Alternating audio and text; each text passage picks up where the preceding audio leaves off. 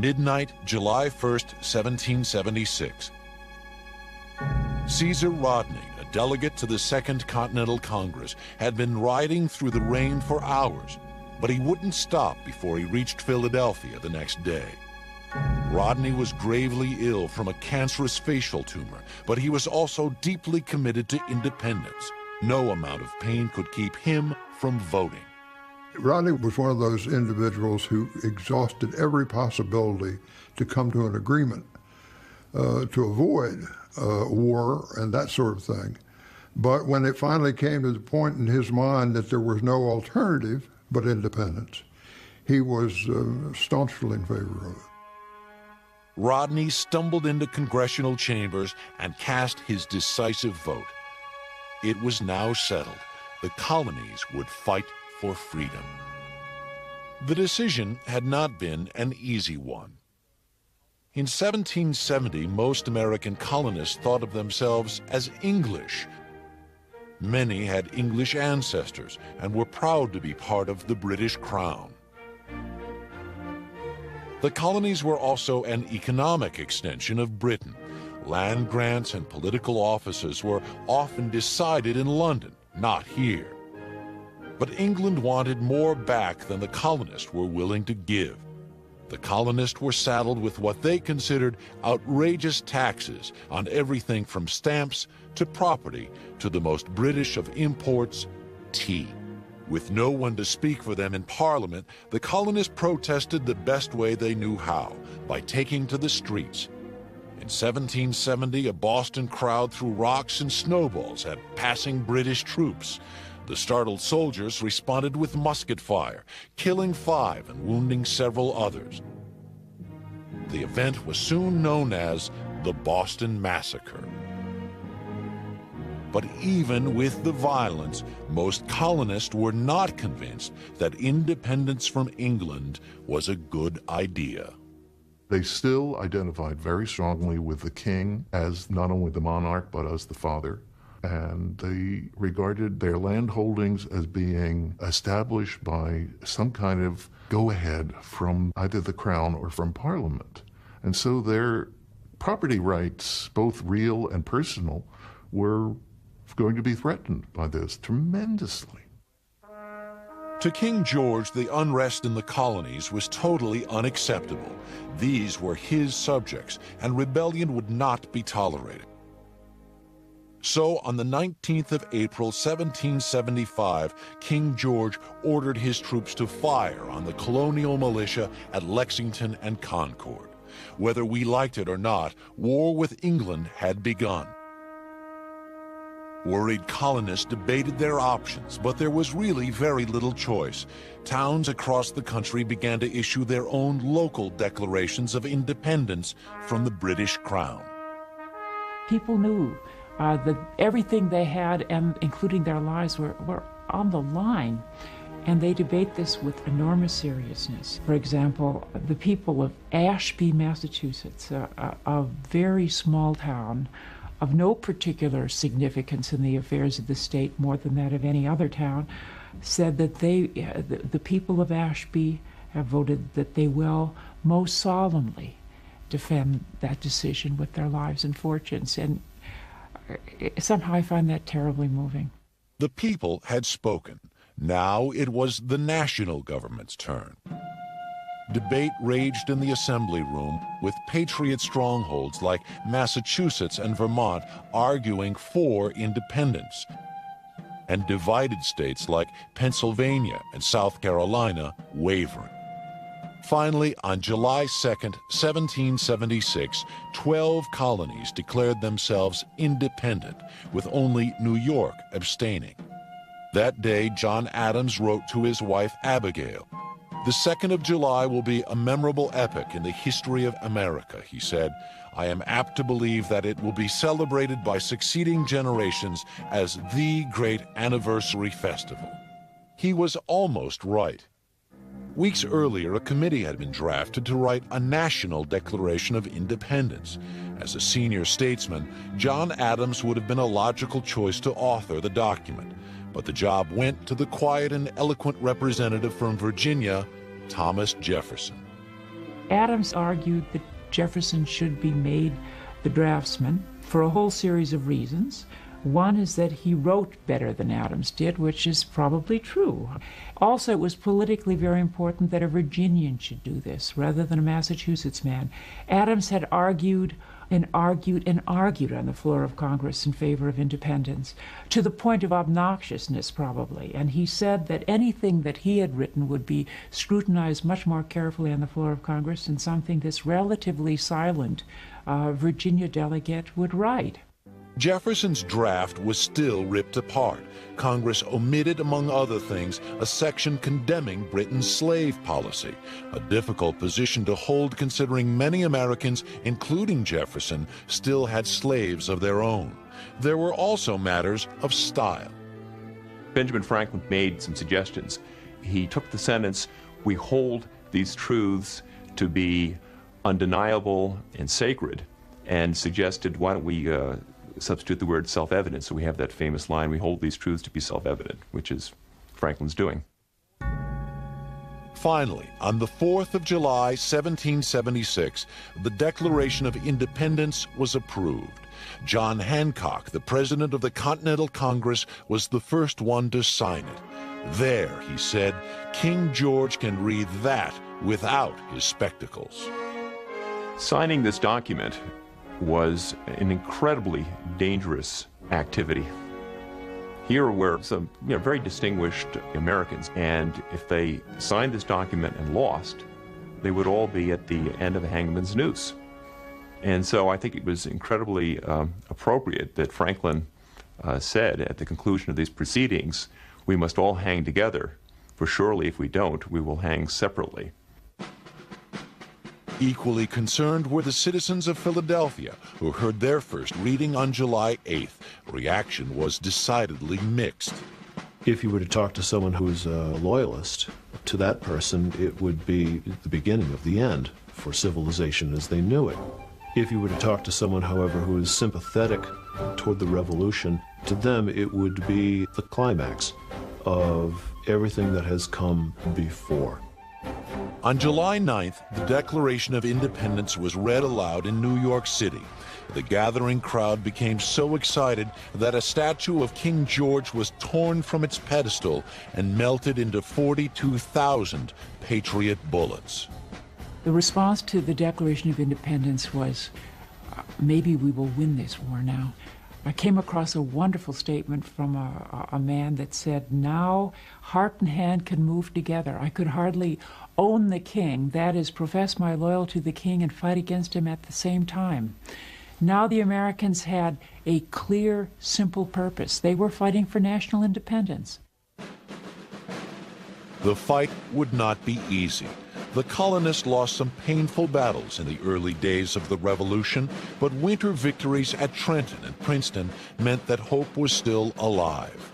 When the 4th of July rolled around in 1777, Congress adjourned for a celebratory dinner, but was too concerned with running the war to plan an official celebration. The people, however, did not forget. People were celebrating without any official prompting. There were bonfires in the streets, which was supposed to be illegal, fireworks, feasting, and a good deal of Tory bashing as well. A lot of window glass suffered when people didn't illuminate them, as all the ardent patriots were doing. The enthusiasm of 1777, however, quickly faded as the war dragged on year after year. During the darkest days of battle, the 4th of July became a time to rally the weary back behind a cause they were rapidly growing tired of. There really was very little to feel optimistic about. You had to be awfully committed to the idea that we needed independence, and going and listening to these speeches and making these toasts and hearing the rhetoric was an important way to get people to believe in the idea strongly enough that they would endure what must have seemed like an interminable war. Common symbols also helped pull the nation together. Patriot troops turned Yankee Doodle, an English insult for a badly dressed colonist, into a battle cry. And in 1777, Congress commissioned the first American flag, Although she gets credit for it, Betsy Ross probably did not stitch together the first stars and stripes. But believing she did has become an important part of colonial mythology. The idea of her sitting in her very small parlor, knitting together the entire country, and the history of the country within that symbolic structure of the flag is enormously attractive. It always has been. Betsy Ross, Yankee Doodle, and thousands of young lives all contributed to America's stunning victory over England in 1783. On that first independent 4th of July, bells rang out in every city in the nation except Charleston, South Carolina, and only because the British had taken all the bells there. It seemed that the holiday might have outlived its usefulness, but troubled times were just around the corner, and the 4th of July would become even more important to a nation struggling to discover who it was. To win the American Revolution, 13 colonies had pulled together for a common cause and brought about a miraculous victory. But once the fight was won, this wartime unity quickly began to fade. It's a great advantage to have an outside enemy if you need internal unity. Once the war was won, of course, that particular advantage went away. And there was a lot of receding into the privacy and the local identity of individual states, which is what worried nationalists very much and was an important argument for the Constitution. In May of 1787, these men assembled in Philadelphia to write the Constitution of the United States. They wrote it to create a government beyond that of the states. Not everyone approved. Anti-Federalists believed the colonists had fought the British to get away from centralized power. This split showed itself in some of the angriest 4th of July celebrations in American history. New York was having a tremendous battle over ratification. And in Albany, when the anti-Federalists found out that the Federalists in town were celebrating, they came out with real guns and real sticks and the real intention of stopping the Federalist celebration, and arrayed themselves across the street, and the Federalists weren't going to be stopped and proceeded up the street. And a battle ensued in which a number of people were badly injured, and one man was actually killed. The idea of a federated nation was something pretty new, and for many, something pretty scary. And so one function that Independence Day performed for the Americans of this period was to celebrate this new idea of a federated nation. From South Carolina to Maine, the 4th was celebrated in virtually the same way. A parade would wind through town with local militia and Revolutionary War veterans marching in patriotic splendor. The parade would then dead end at the courthouse steps, where speeches, sometimes hours of them, praised the men and women that had brought forth this great nation. After the speeches, there would be the firing of cannon, always 13, representing the 13 original states. The number 13 entered into the ceremony in a very great many ways. Sometimes you would have 13 courses in the meal, but there would always be 13 toasts. 13 toasts for one nation. The 4th of July was helping America develop a national identity and a national past. The idea of belonging, then, had to be something that would be crafted, had to be learned. National currency can do it, a common flag can do it, or common holidays, such as Independence Day, when, as one correspondent put it, 8 million of Americans come together to celebrate on one day. There was something kind of magical about the idea that everyone in the nation is doing pretty much what you're doing at that very moment in time. American nationhood would get an even bigger boost in 1812, when festering ill will between Britain and the United States exploded into war.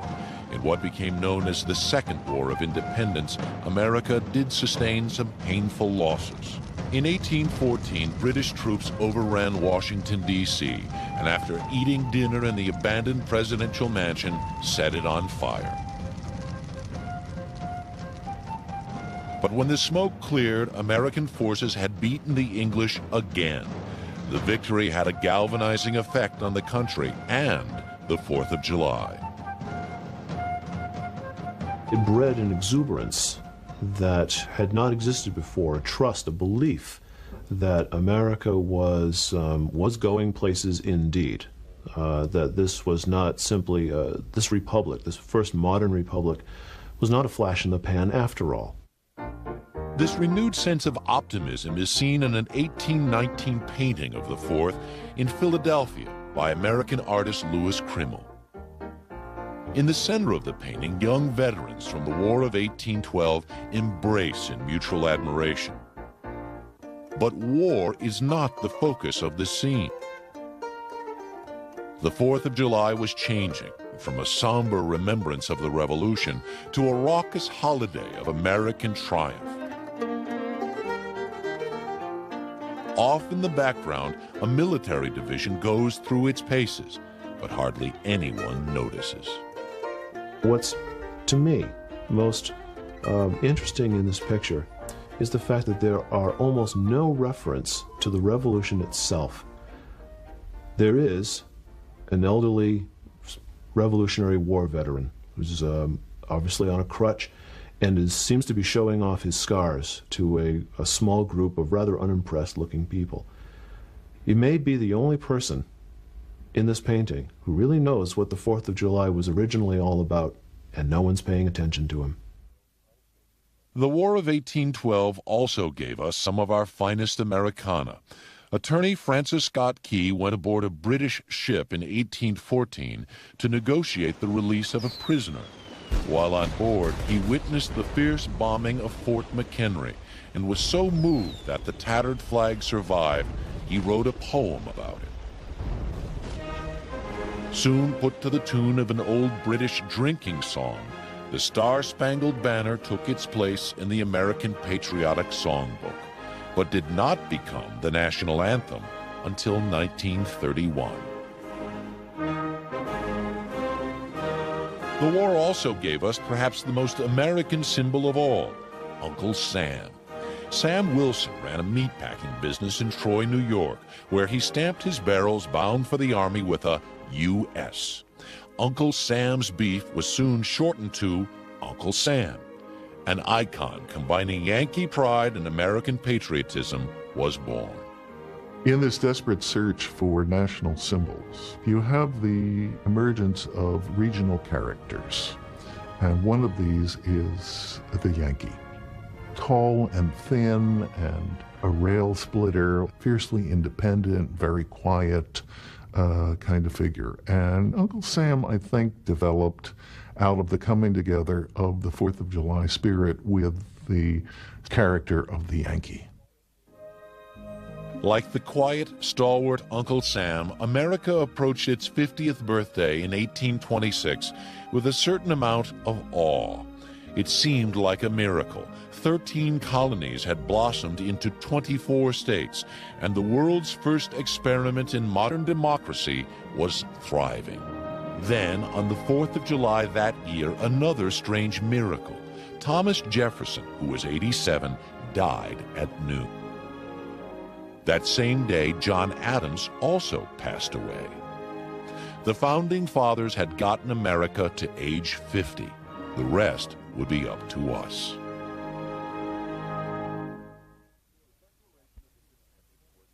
The Declaration of Independence was an extraordinary document, a triumph of the Enlightenment and the rights of man.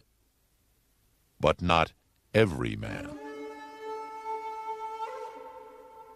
The irony of celebrating the 4th of July and reading the Declaration of Independence in a nation of slaveholders is hard to escape. The 4th of July, in fact, was a major holiday in the South. The Southern planters gave their slaves 2 holidays a year, Christmas and the 4th of July. The masters of the slaves would have the big barbecue for the slaves. They would kill a large animal, an ox, a goat, depending on the size of the slave population. And that would be one of the few times when the slaves would be given the license to come together to celebrate and to consume a lot of protein together, because they were protein-starved people. But to many, Independence Day seemed obscene in a land where some men, women, and children lived in bondage. Frederick Douglass spoke for his enslaved brethren in 1852. "This 4th of July is yours, not mine," he said. "You may rejoice, I must mourn." To drag a man in fetters into the grand illuminated Temple of Liberty and call upon him to join you in joyous anthems is inhuman mockery and sacrilegious irony. Slavery would be one of the issues that ripped the nation apart. By February 1861, 7 Southern states had broken with the Union, and on April 12th, Confederate troops attacked the Federal garrison at Fort Sumter. The war between the states had begun. On the 4th of July that year, President Lincoln called a special session of Congress. It authorized him to recruit 500,000 Union soldiers. Throughout the war, the North used the 4th of July as a rallying point, a time to throw the weight of history behind the Union cause. The South also used the 4th to further their agenda. They felt they were rebelling against an unjust central government as abusive as England had been 100 years earlier. Southern 4th of July celebrations claimed that the war between the states was the new American Revolution.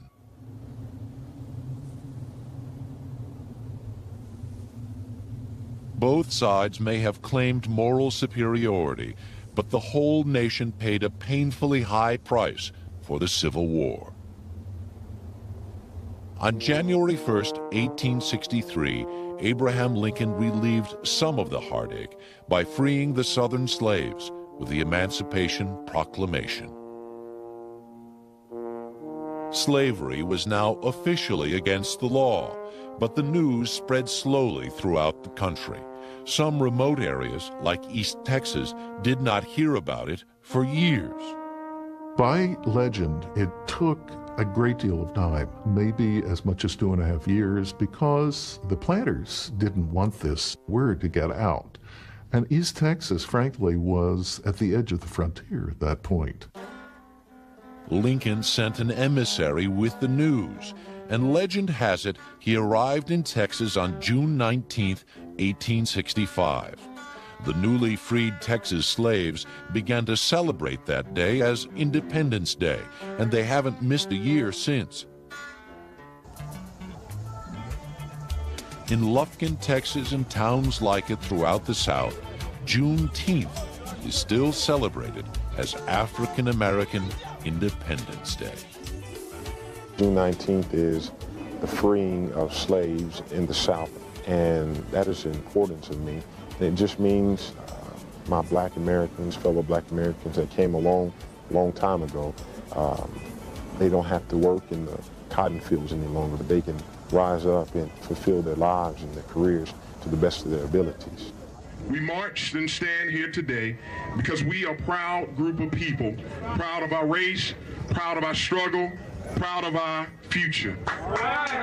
Juneteenth now has maintained a lot of the old-fashioned way in which holidays were celebrated, as in the early 4th of July celebrations. You still have a heavy focus on the speeches that are made, on the sense of community that's being propounded, at least for the extent of that day.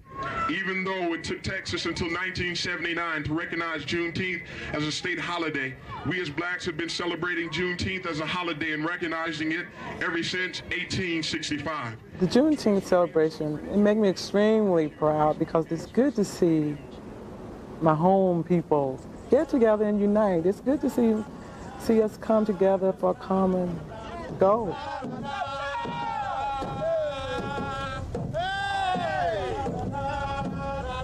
Today, Juneteenth helps heal the wounds of slavery.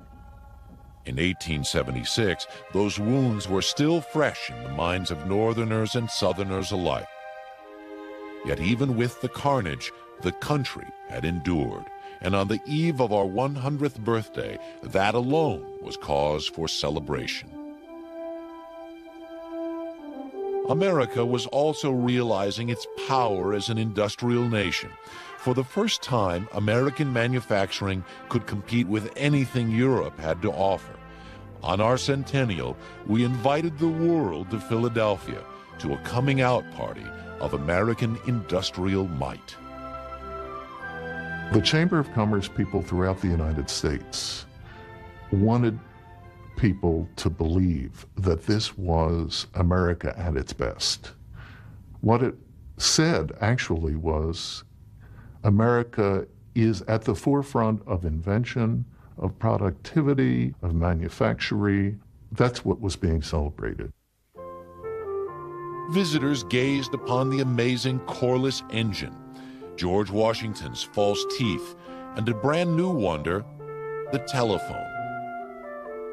It was a world-class pageant of American ingenuity and perseverance, but the self-congratulations were a bit premature.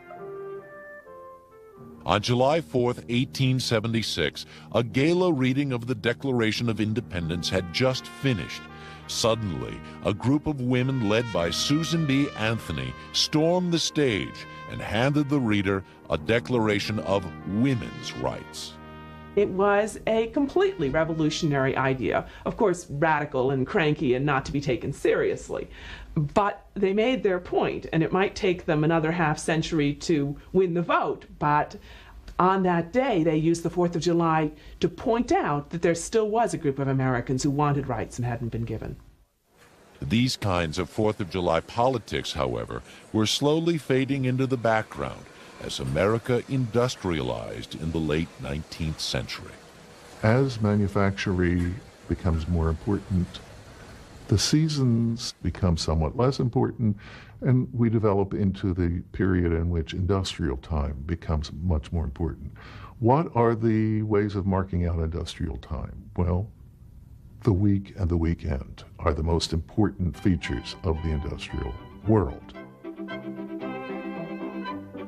In an industrial world, the only thing better than a weekend is a long weekend, which the 4th of July rapidly became. By the turn of the century, America's independence was no longer even remotely in question.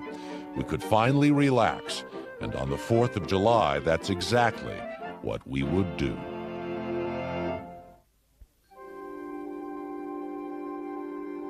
Fireworks have always been at the heart of the 4th of July. No Independence Day was complete without them, but these early noise and light shows were fraught with danger. People in urban environments particularly were deathly afraid of fires, and there were quite a number of very close calls as far as some real serious fires were concerned.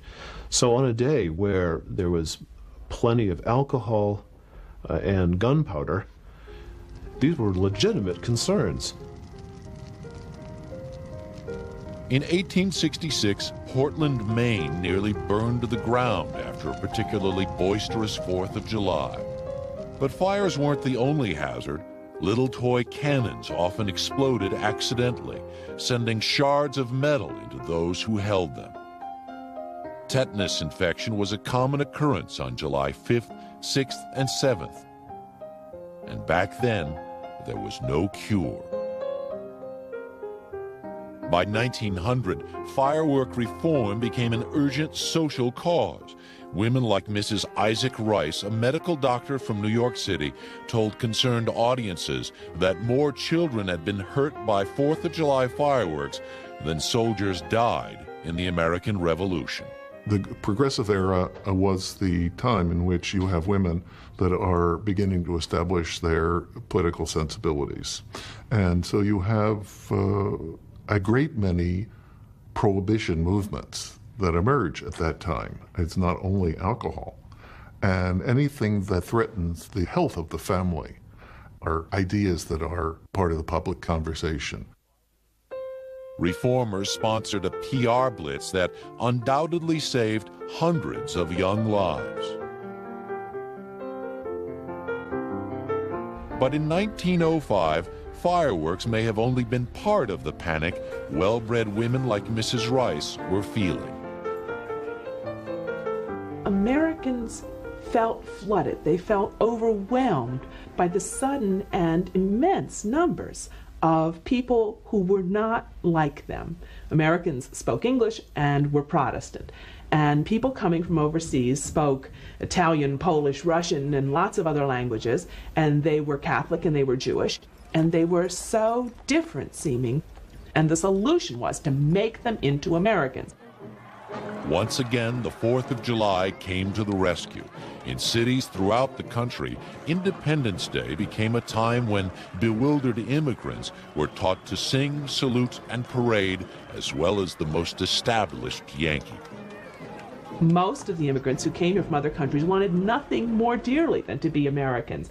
And they were only too happy to be invited to participate in a 4th of July parade. You didn't have to force them to make their children learn English. They wanted to learn English. They turned out in droves when night schools were offered. And they were delighted to be included in every American event that was offered. This patriotism would come in handy. When America entered World War II in 1941, the 4th of July took on an urgency it hadn't had in years.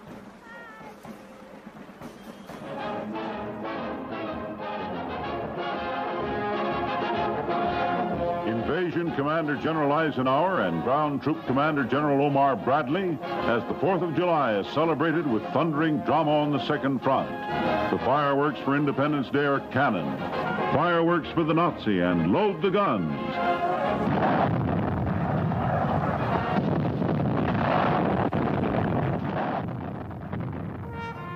Not just on the battlefield, but the home front also rallied behind the cause on the 4th of July. At times of greatest stress, nationally, you need statements of national unity and national community. And the 4th of July during World War II, I remember very well, because every neighborhood would have its own parade. You would have the Declaration read and sermons. There was a deep sense that this was a time in which we should remember our past. And it worked. It worked. It was thrilling.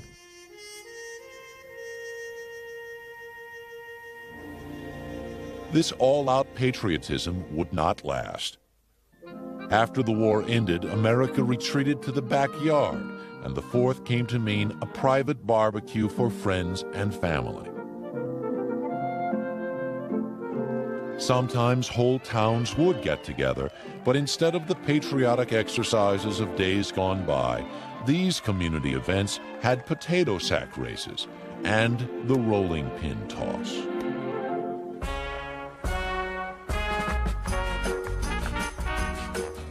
While the GIs were delighted there was nothing left to fight for, their children were not quite so sure.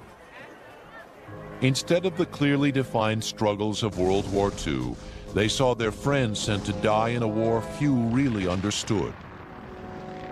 And they saw the first American president in history resign in disgrace from office. By the mid-1970s, America was a deeply divided nation. But we had a party to plan for the bicentennial. When people began to think about the bicentennial, there was an assumption that it would be something like the centennial, which is to say that you would put on a big international exposition somewhere, a World's Fair. And the problem was, the years that were ahead of the bicentennial were some of the most confusing years in American history. We were preoccupied, overwhelmed by the Civil Rights Movement and the Vietnam War. And it was a time when our nation lacked leadership and was as divided as it's been at any time since the Civil War itself. We never pulled off a world celebration, but America was not going to let the bicentennial pass unnoticed. Washington, D.C. threw a huge outdoor party, complete with homespun crafts and an all-American fife and drum corps.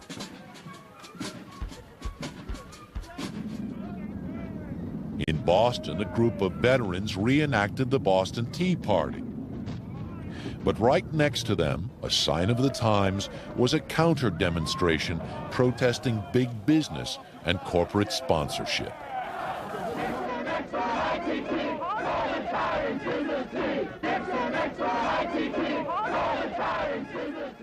No matter what your politics, there was no lack of imagination in expressing the bicentennial spirit. I'm a Yankee Doodle dandy, a Yankee Doodle Doodle die. A real live nephew of my Uncle Sam, born on the 4th of July. I love a Yankee Doodle sweetheart, she's my Yankee Doodle joy. In New York City, hundreds of tall ships sailed into the harbor on the 4th of July. Never before had so many antique sailing vessels assembled in one place, and the majesty of the gesture spoke louder than words.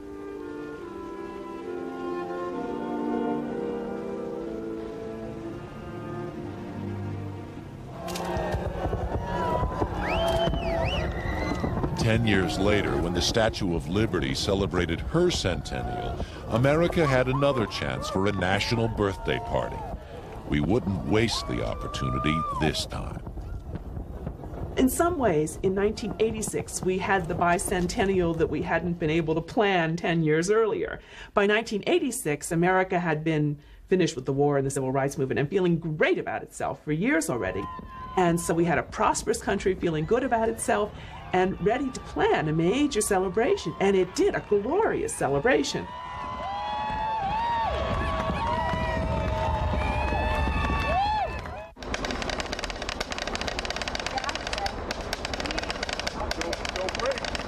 A parade, a barbecue, fireworks. These are the elements of almost every American 4th of July.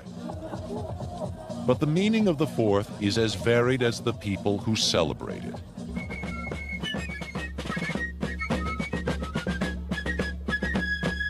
Bristol, Rhode Island has the oldest continuous 4th of July celebration in America.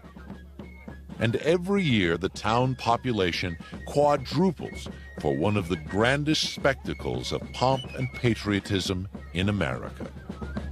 Bristol's an old-fashioned town. Bristol is proud of being old-fashioned, and I think if the word old-fashioned means that we're not so sophisticated, that we throw out things that are heartwarming and reach the heart, then we certainly are old-fashioned.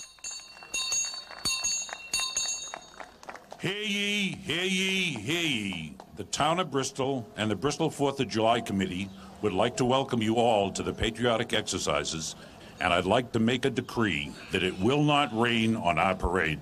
Thank you. The day starts off as the 4th of July did 200 years ago, with speeches. Here they call them patriotic exercises. Those of us who grew up here know that no matter what our ethnic background, that in Bristol we learned that you work hard, you are dedicated to church and family, and that you serve your country when called. Listening to all these patriotic exercises, it really makes you think about how this country came to be, how everything, you know, we couldn't have had it if, you know, they weren't fighting for their freedom. Start the parade. Go ahead. All set.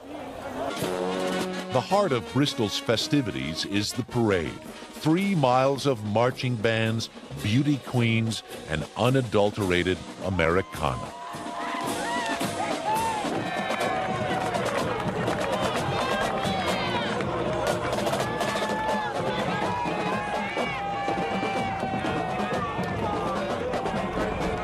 Everybody comes every year from everywhere. We decorate everybody, the kids, grandmothers, grandfathers. We've got some chowder in the back if you guys want to come lay there.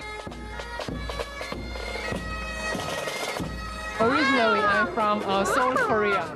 My American friends recommend me, you must see the 4th of July parade, so I brought my kids. What do you think? It's great.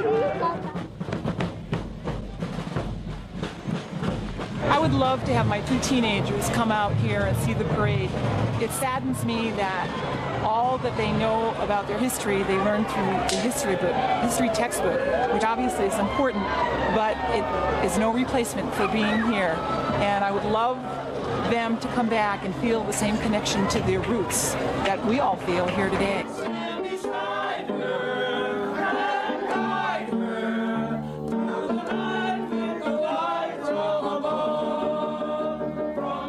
Independence Day to me means 4th of July, and 4th of July means celebration in Bristol as only Bristol celebrates. Because even though our country is not perfect, never will be, it's a nation of people. People are not perfect. Nevertheless, warts and all, it's better than anything anybody else has to offer. 3,000 miles across the country, the town of Toppenish, Washington, celebrates a very different kind of 4th of July. For the last 100 years, Independence Day in Toppenish has meant the annual rodeo.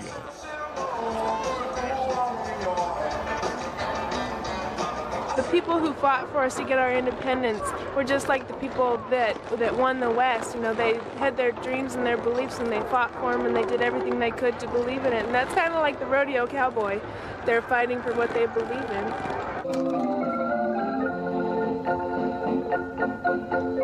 Toppenish may celebrate the glory of the Old West, but its demographics look toward the future.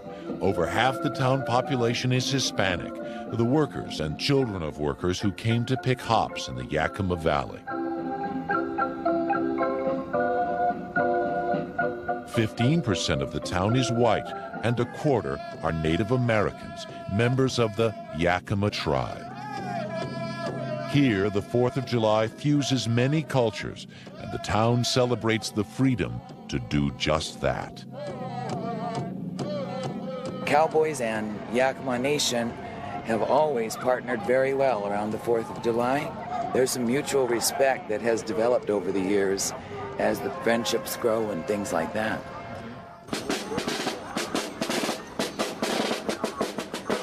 You see the flags flying, it's really a deep feeling. Even though my folks came from Mexico, I'm 100% American. People are starting to realize now that we're all one group and we're either going to make it or not make it together, and so we've got to cooperate and work together.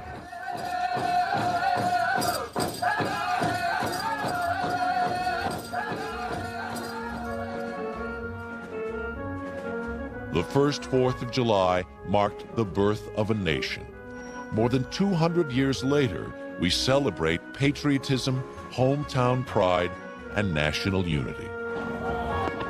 The power of this holiday is just as strong today as it was in 1776.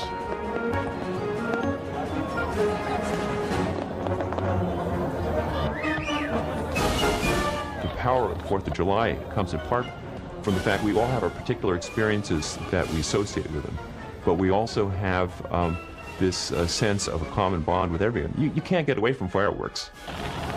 They're in the sky, it's open to everyone. It's not behind closed doors, it's not behind tall hedges, it's not a private party. It's a national party that everybody's invited to.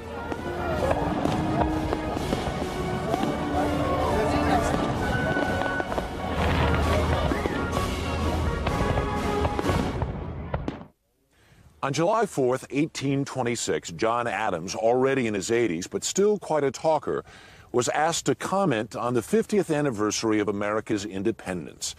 Adams rose from his bed and said, "Independence forever."